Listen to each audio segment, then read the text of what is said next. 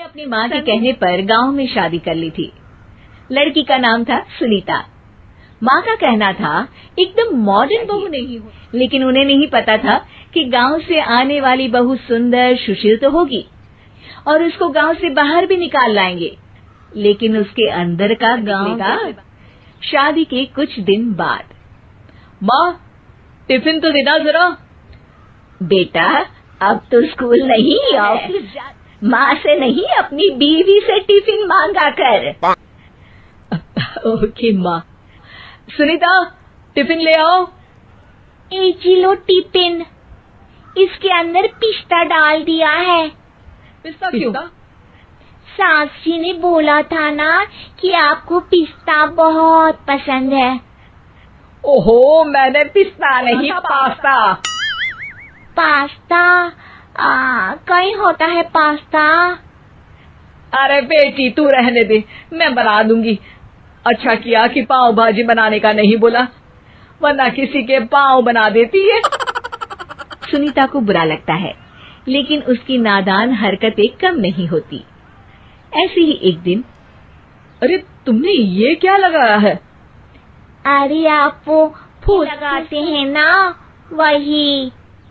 Deo? का दियो? किसको दियो? अरे वही ना जिससे खुशबू आती है। हाँ सही पकड़े हैं। अच्छा लेकर तो आना। कौन सा डियो लगाया तुमने? आते हैं जी। संदीप की बात मानकर सुनीता अंदर से खुशबू वाला फुसफुस लेकर आती है। OMG! OMG मतलब ओ माय गणेश ना। अरे OMG छोड़ो, और ये खुशबू वाला फुसफुस की बात कर रही थी तुम? हाँ इसी की, फिर से सही पकड़े हैं। अरे देवी, लेकिन आप सही नहीं पकड़े हैं, ये डियो नहीं है। डियो नहीं है तो क्या लियो है? अरे ये रूम फ्रेशनर है, जिसको कमरे में छिड़कते हैं, खुद पर नहीं। कोई बात। माँ कहती थी आत्मा किराएदार है, शरीर एक किराए का कर्म। हम शरीर पे ये डाल लिए तो क्या फर्क पड़ जाएगा? अरे बहू, मेरे लिए फल तो ले आ, फिर मैं बाजार जाऊंगी। सुनीता अपनी सास के लिए फल लेकर आती है। अरे बेटा, पपीता, तरबूज और सेब फल ऐसे कैसे काट कर तो ले आ। माँ जी, मेरे गांव में तो खेत से उठा के सीधा खा लेते हैं। अरे ये तेरा गांव नहीं है ना। अरे संदीप, तू ही कुछ समझा देना इसको बेटा। मैं कैसे समझाऊं माँ, ये तो माइक्रोवेव है। कल मैंने बोला हाय कैसी हो, तो बोलती है किसी को हाय नहीं लगानी चाहिए। अरे सुनीता, तेरा क्या होगा? अभी तो कैसे बताऊं माँ जी, अभी हम कुछ करेंगे फिर पता चलेगा क्या होगा, लड़का या लड़की। हे भगवान, कहाँ से आ गई है? रामपुर से जी, आप ही तो लेकर आए थे मुझे। अरे मुझे माफ कर दो। पहले कोई गलती तो करिए जी, कि तो सारी गलती माफ कर देंगे हम। हाँ अरे बहू, मेरी बात सुन। फल यानी कि फ्रूट जब भी लाए ना तो काट कर लाना, ठीक है? जी ठीक है माँ जी, फल यानी फ्रूट यानी काट के लाऊंगी।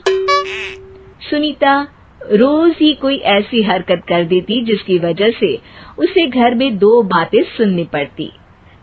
एक दिन, माँ मेरे बॉस घर पर आने वाले हैं शाम को। उनका फैमिली साथ नहीं रहती उनके, तो यही पार्टी कर लेंगे। उनको अच्छा लगा तो शायद मेरा प्रमोशन भी हो जाएगा। मैं ना फ्रूट केक लाकर फ्रिज में रख दूंगी और तेरे साथ आज खाना मैं बनाऊंगी, ताकि जब साहब आए तो खाने में कोई गड़बड़ ना हो।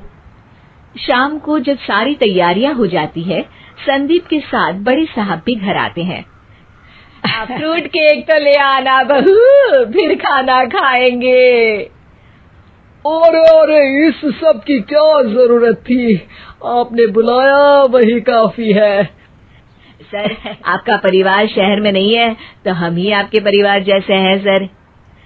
इतने में ही सुनीता फ्रूट केक लेकर आती है और बड़े साहब की टेबल पर रख देती है और के ऊपर का बॉक्स हटाती है। ओह, ये क्या है?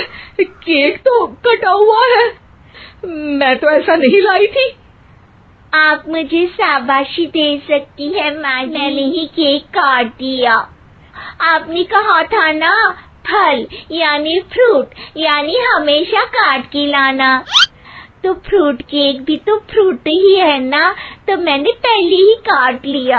हूँ ना मैं समझदार। अरे बहू, ये क्या? केक हमेशा वही काटता है जिसका जन्मदिन होता है। तुझे एक बात भी समझ नहीं आती, एक नंबर की बेवकूफ है। माहौल बिगड़ चुका था। संदीप को लगने लगा था कि साहब उसे प्रमोशन तो दूर की बात है, कहीं डिमोशन ना दे दे। लेकिन साहब बीच में ही बोल पड़ते हैं। अरे कोई बात नहीं, ये इनकी बेवकूफी नहीं है, इनका भोलापन है। बेटा आप कहाँ से हो? राम से। अरे वाह, गांव से। फिर तो आपके गांव में ताजे फल और सब्जियां मिलते होंगे। हाँ सही पकड़े, हम तो काटते भी नहीं, सीधा खा लेते हैं। मैं ना एक बार तुम्हारे गांव घूमने जरूर चलूंगा। क्यों संदीप, ले चलोगे ना? मुझे गांव घूमना बहुत पसंद है। बस फिर क्या था, और सास दोनों खुश हो गए क्योंकि साहब को सुनीता ने गांव की बात करके खुश कर दिया था। अब संदीप का प्रमोशन पक्का था। शिक्षा कभी भी किसी भी गलती पर घबराना नहीं चाहिए कि उस गलती की वजह से आगे बड़ा फायदा हो जाए।